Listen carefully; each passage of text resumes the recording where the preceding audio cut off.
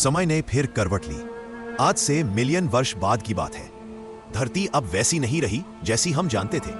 समंदर सिकुड़ गए थे, पहाड़ों की जगह नीले क्रिस्टल के जंगल उगाए थे और आसमान में अब सिर्फ चांद नहीं, कई नए ग्रहों की रोशनी चमकती थी। अब इंसान और मशीन में कोई फर्क नहीं बचा था। लोगों के शरीर में ऊर्जा सर्किट थे और दिमाग से वो कंप्यूटर से बात कर सकते थे।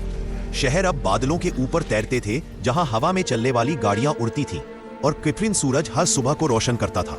एक बच्चा आर्यन 9.0 अपनी माँ से पूछता है, माँ क्या कभी हमारे पास असली पहाड़ थे?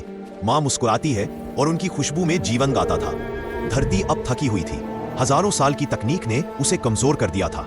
समुद्रों में प्लास्टिक नहीं था, लेकिन कृत्रिम धातु की लहरें उठती थी। इंसानों ने धरती के घावों को भरने के लिए ग्रीन प्रोजेक्ट शुरू किया। रोबोट पेड़ लगाते थे, आसमान से वर्षा की बूंदें नहीं, शुद्ध ऑक्सीजन की बूंदें गिरती थी।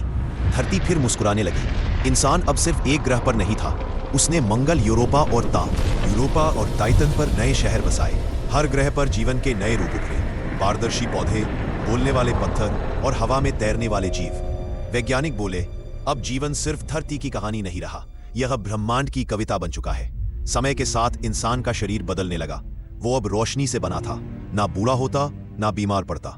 वो सोच सकता था और उसी सोच से चीजें बना सकता था, लेकिन फिर भी उसके अंदर वही पुरानी भावना जिंदा थी, घर की तलाश। वो अब भी धरती को याद करता था, जहां बारिश असली थी और हवा में मिट्टी की खुशबू थी।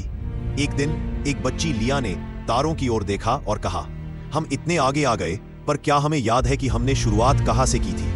बुजुर्ग वैज्ञानिक मुस्कुराया, हाँ लिया, सब शुरू हुआ था एक छोटे से बुलबुले से, जहां जीवन ने पहली बार सांस ली थी।